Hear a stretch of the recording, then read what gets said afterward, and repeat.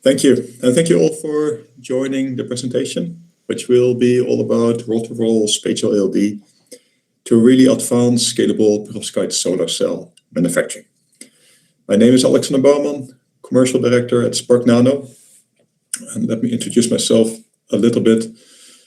SparkNano is located in the Brainport region, so am I.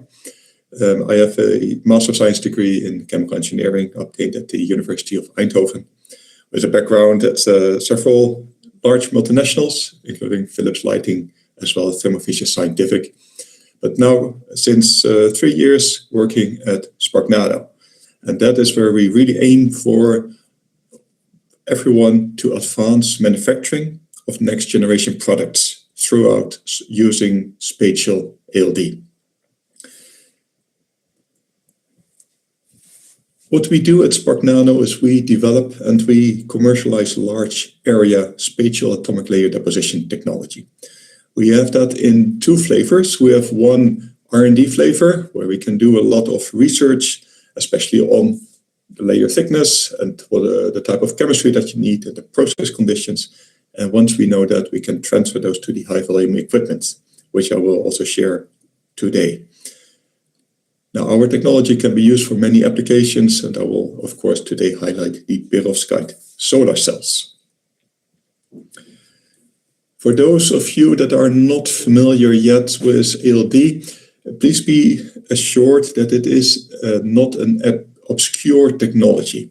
On the contrary, it is a very much established coating technology.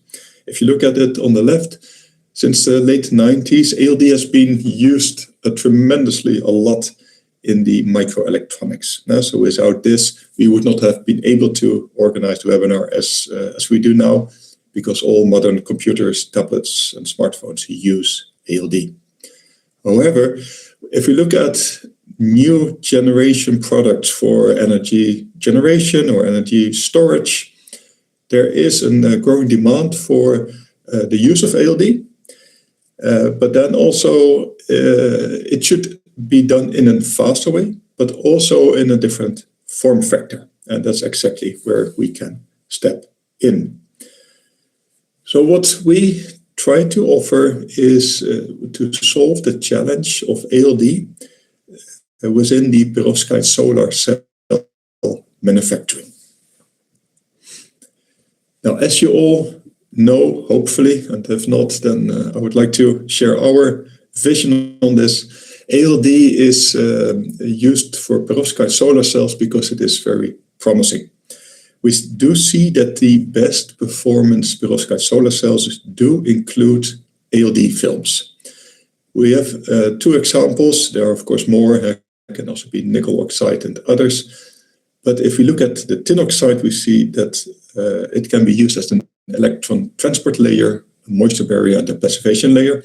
And if you look at the graph on the left, if you would replace the black line, if you would replace the BCP material with just 50 nanometer of tin oxide, then you see that the resulting curve is the red line.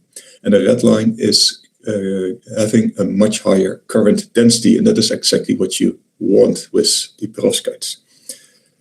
Now, if you then also add aluminum oxide, and then I go to the graph on the right, here we have the pristine BCP material. If you replace that with the tin oxide, you do see that there is already a much better stability because it lasts longer. But if you add the aluminum oxide, resulting in a tin oxide with an encapsulation layer, then you can follow the blue dotted line, which is here in the top. And then you can see that the graph is simply not large enough to show the end of this specific stack. Now, if you are considering large scale as well as low-cost ALD solutions, it does require that you need to be able to deposit the tin oxide and or aluminum oxide, first of all, at high speed. So you need high-speed ALD. And secondly, you should also be independent on the form factor. And if it can be done on a roll, then for sure you can go into the domain of the low-cost ALD solutions. And that's exactly